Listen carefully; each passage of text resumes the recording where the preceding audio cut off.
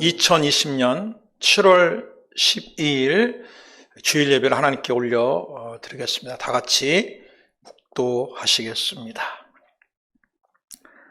은사는 여러 가지나 성령은 같고, 직분은 여러 가지나 주는 같으며, 또 사역은 여러 가지나 모든 것을 모든 사람의 가운데 이루시는 하나님은 같으니 각 사람에게 성령을 나타내심은 유익하게 하려 하심이라. 어떤 사람에게는 성령으로 말미암아 지혜의 말씀을, 어떤 사람에게는 같은 성령을 따라 지식의 말씀을, 다른 사람에게는 같은 성령으로 믿음을, 어떤 사람에게는 한 성령으로 병 고치는 은사를, 어떤 사람에게는 능력 행함을, 어떤 사람에게는 예언함을, 어떤 사람들에게는 영들 분별함은, 다른 사람에게는 각종 방언 말함을, 어떤 사람에게는 방언들 통역함을 주시나니 이 모든 일은 같은 한 성령이 행하사 그의 뜻대로 각 사람에게 나누어 주시는 것이니라. 아멘. 기도하겠습니다. 하나님, 오늘은 거룩한 주의 날입니다. 특별히 내 힘으로 힘든 그런 여러 가지 어렵고 힘든 상황 속에 있는 이때 우리를 도우시는 성령님을 정말 의지하면서 승리하는 삶을 살 수 있도록 도와주옵소서. 오늘 예배를 통하여, 오늘 말씀을 통하여 그와 같은 역사가 나타나도록 도와주옵소서. 예수님의 이름으로 기도드립니다. 아멘. 은혜 받으실 하나님 말씀은 고린도후서 13장 13절입니다. 고린도후서 13장 13절의 말씀 같이 읽습니다. 주 예수 그리스도의 은혜와 하나님의 사랑과 성령의 교통하심이 너희 무리와 함께 있을지어다. 아멘. 오늘 저는 고린도후서 13장 13절의 말씀을 가지고 성령님과 교통하는 삶이란 제목으로 같이 은혜 나누기를 원합니다. 성령님과 교통하는 삶. 오늘 본문의 말씀 고린도후서 13장 13절의 말씀입니다. 이 성경 규절은 예배를 드린 다음에 마지막 이제 목사님들이 축도할 때 쓰는 성경 규절입니다.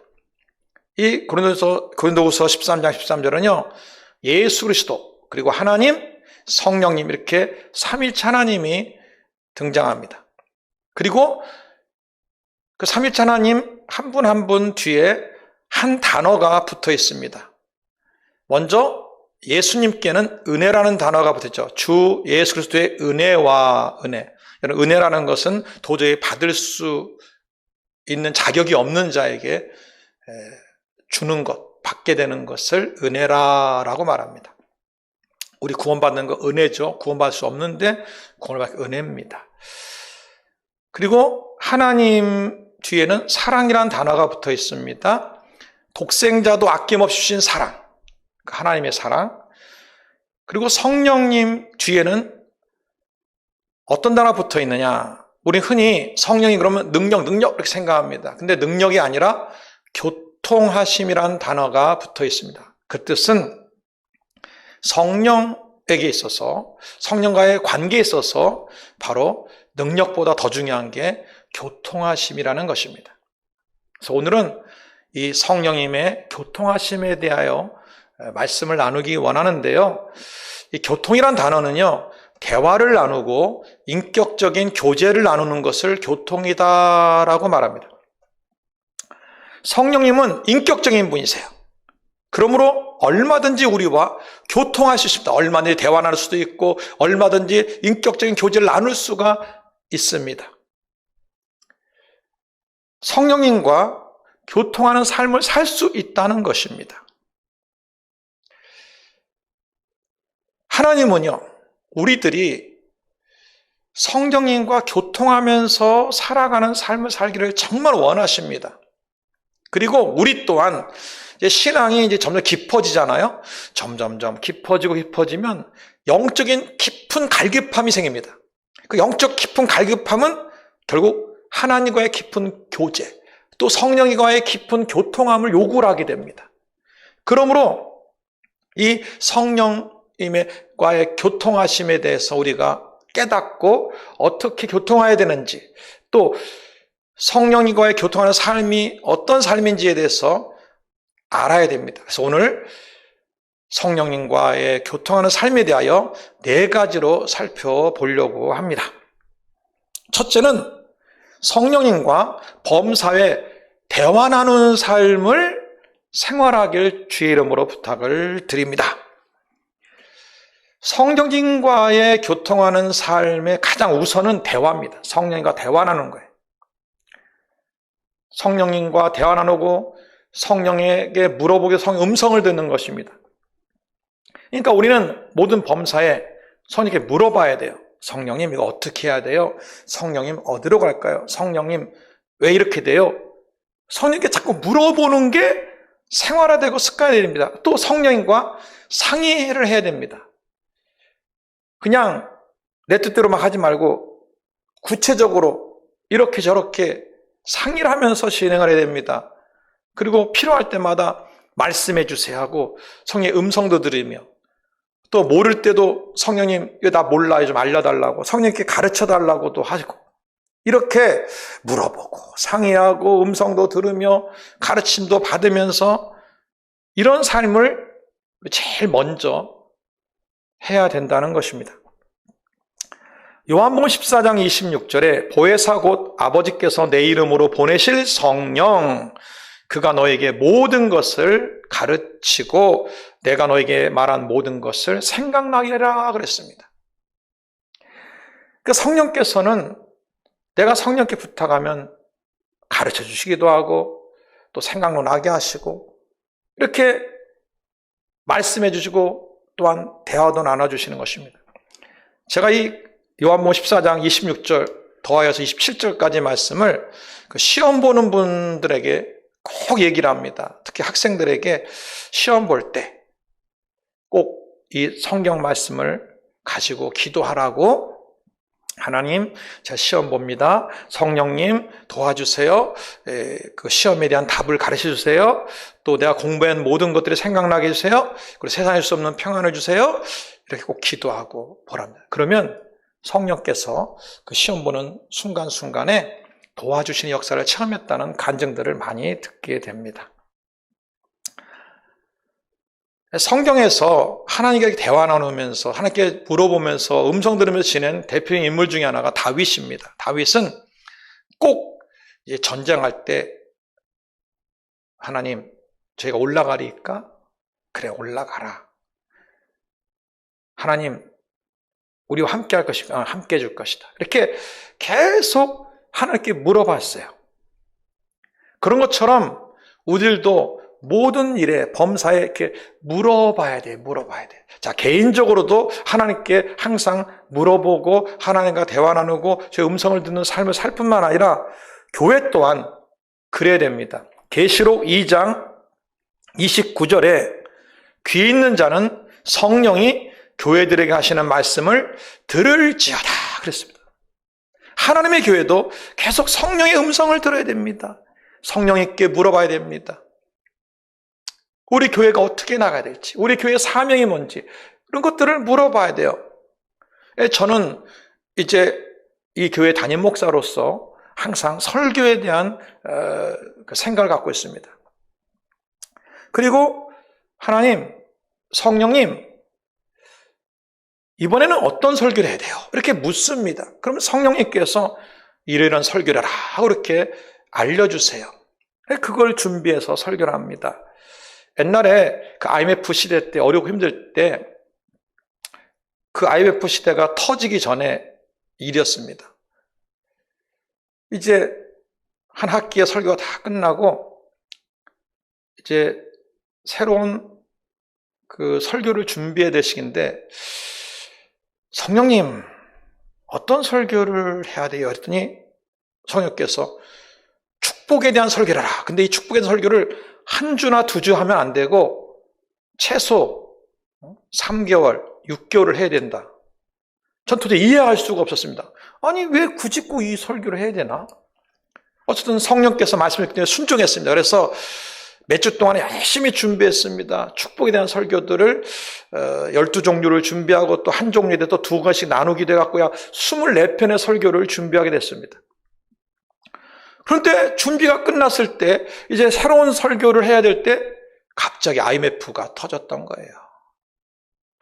전 전혀 알 수가 없잖아요. 근데 성령께서는 그 설교가 필요한 걸 미리 아시고 말씀했던 거예요. 그래서 IMF 때 이 24편의 축복에 대한 설교를 했습니다. 그리고 이제 나중 일인데 몇 년 뒤에 이랬는데 어떤 이제 집사님을 남자 집사를 만났는데 사업하는 집사를 만났는데 목사님, 제가 이 IMF 때 굉장히 어려웠는데 목사님의 그 설교 때문에 이걸 극복하게 됐어요라고 그런 간증을 제가 듣게 됐어요. 이렇게 교회는 성령의 음성을 들어야 됩니다.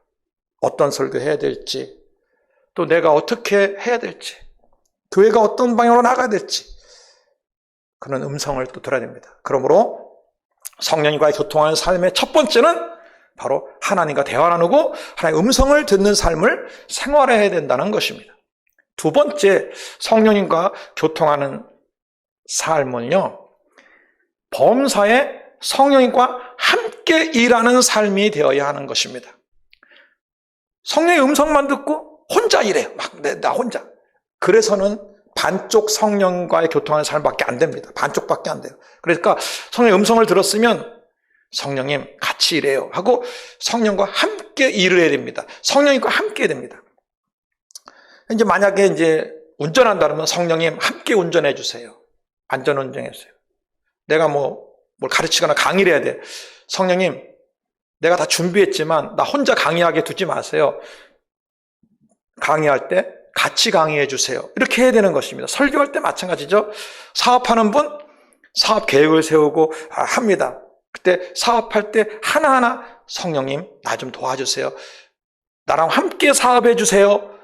이렇게 해야 되는 것입니다. 제가 알고 있는 한 사업가는 꼭 아침에 출근을 하게 되면 자기 책상에 앉지 않고 방석을 하나 땅바닥에 놓고 무릎 꿇고 30분을 기도하고 성령님 이제 오늘 하루 종일 내 사업에 함께 일해 주세요 하고 출발한다고 해요.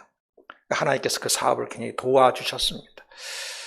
직장에서 일할 때도 마찬가지입니다. 직장 출근하면 일부터 시작하지 마시고 꼭 기도하되 성령님 하루 종일 함께 일해달라고 그렇게 하시기를 바랍니다. 구약성경의 그 이삭이나 요셉은 하나님이 함께 하시는 그런 역사를 체험한 대표적인 인물이죠. 이삭도 하나님이 함께 하심으로 범사가 형통합니다. 농사를 하면 농사가 100배가 되고, 목축을 하면 때를 이루고, 우물을 파면 우물이 계속 나옵니다. 요셉은 하나님이 함께함으로 범사가 형통했던 것을 볼 수가 있습니다. 나중에 국무총리까지 됩니다. 이렇게 이삭이나 요셉이나 하나님이 함께 해주기 때문에 그의 삶의 형통과 복이 있어요. 마찬가지로 우리는 범사에 성령님 함께 해주세요. 성령님 함께 일해주세요. 성령님 함께 일할 때 내 삶 속에 형통과 복이 많은 삶이 될 수가 있었던 것입니다. 예수님도 공생애를 시작할 때 40일 금식 기도하면서 성령으로 충만받고 또 세례를 받으실 때 비디 같은 성령이 임하고, 그리고 공생애 내내 예수님은 성령과 함께 항상 함께 일하셨어요. 우리 또한 무슨 일하든지 혼자 절대 일하지 마시고 성령과 함께 일하시기를 주의 이름으로 축원을 드립니다. 자, 세 번째, 성령님과의 교통하는 삶.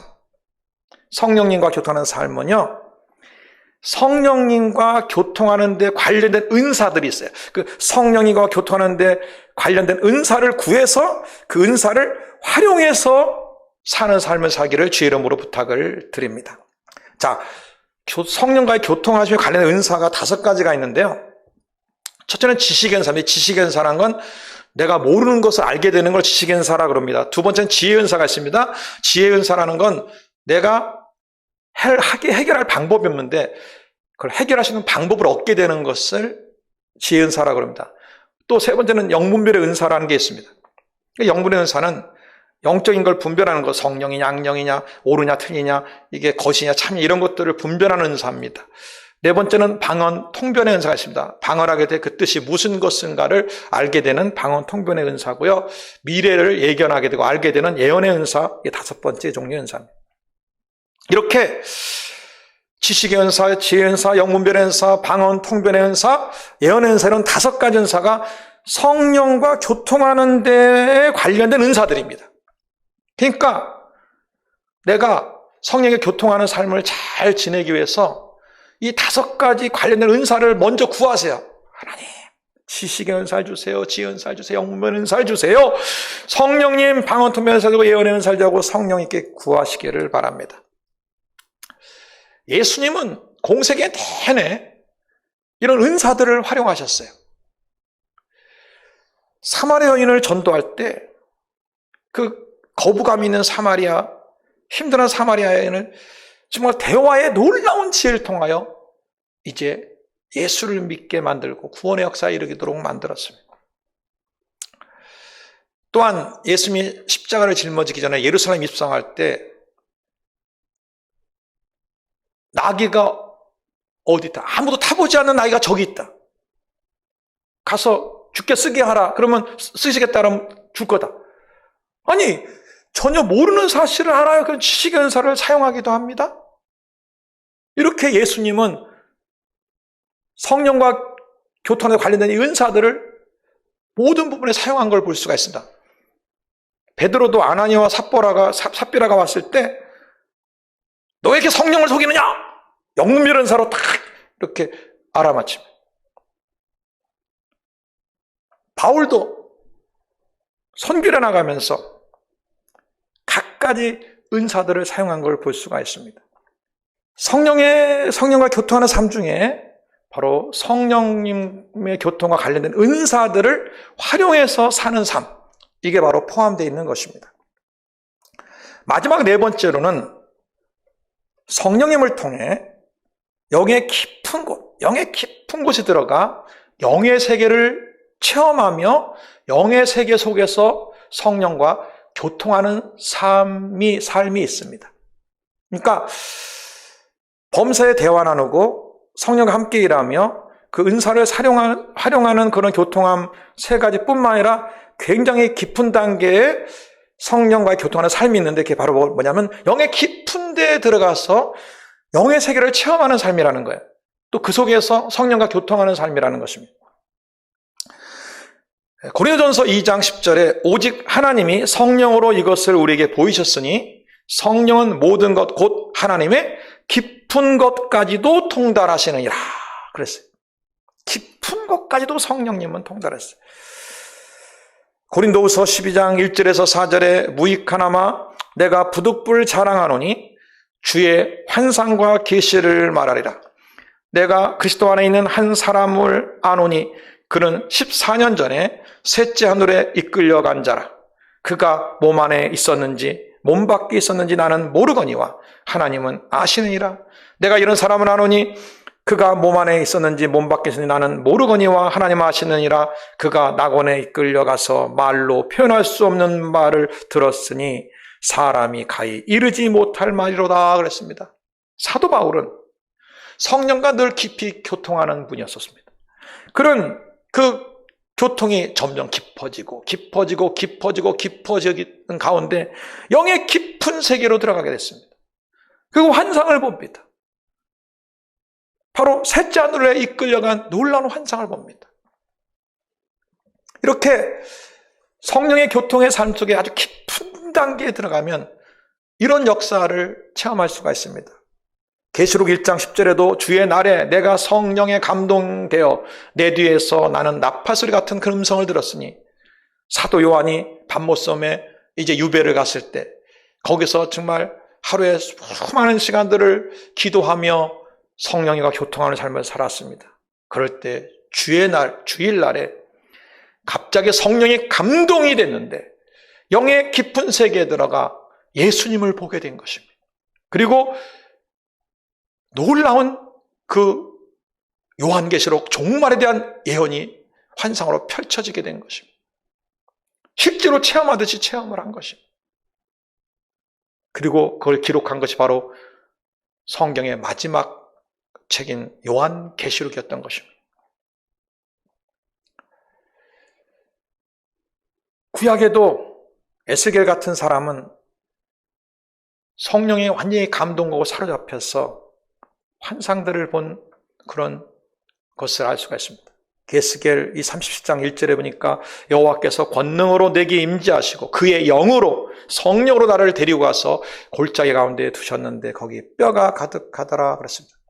그러므로 여러분, 성령과의 교통하는 삶, 그런 세계에 들어오시기 바랍니다. 그냥 단순히 그냥 의무적으로 와서 예배 드리고 가고, 기도도 그냥 내가 원하는 기도, 이거 응답해 주세요, 저것도 응답해 주세요, 이런 단순한 삶, 그런 삶만 살지 마시고 보다 더 깊은 차원의 신앙적 삶을 살기 바랍니다. 그러기 위해서는 성령과의 교통하는 삶이 필수적인 것입니다. 성령님과 대화 나누십시오. 범사에 성령님께 물어보세요. 어떻게 해야 돼요? 이렇게 물어보세요. 성령의 음성을 들으세요. 성령과 상의하세요. 모르는 거 있으면 성령님께 물어보세요. 개인적으로도 교회적으로도 성령의 음성을 들으시기 바랍니다. 그리고 혼자 일하지 마시고 성령이 함께 일해달라고, 함께 해달라고 꼭 성령과 함께 일하시기를 바랍니다.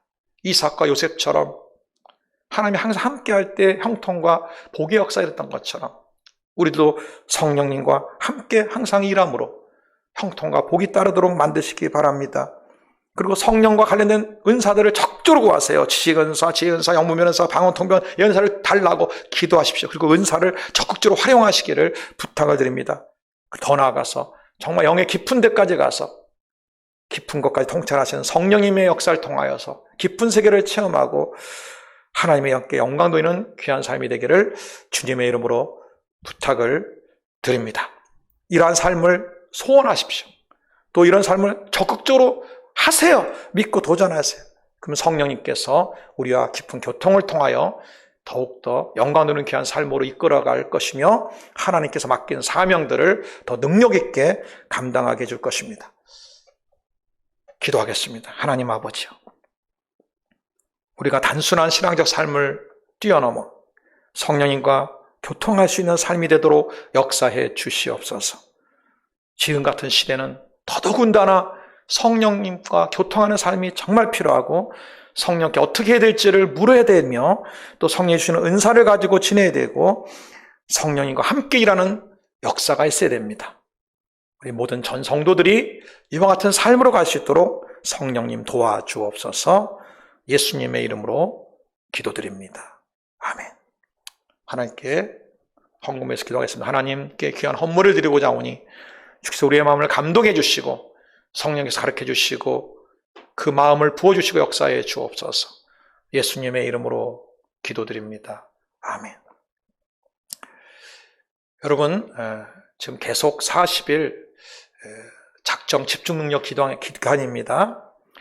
열심히 기도해 주시고 그래서 반드시 응답받고 더 나아가 오늘 말씀처럼 성령님과 깊은 교통을 통하여 응답받고 간증하는 그런 놀라운 일들이 있기를 바랍니다. 하나님께 헌물을 올려드립니다. 하나님 귀한 헌물을 받아주옵시고 연락하여 주옵시고 천배만배 축복해 주셔서 이삭처럼 요셉처럼 축복의 기름 부으심, 형통의 기름 부으심을 하나님이 예비한 복을 만나는 역사들이 차고 넘치도록 하여서 하나님 일할 때 마음껏 일할 수 있도록 도우시고 역사해 주옵소서. 예수님의 이름으로 축복하며 기도드립니다. 아멘. 축도하겠습니다. 지금은 우리 주 예수의 은혜와 하나님 아버지의 극진하신 삶과 성령님의 감화감동 교통하여 주심이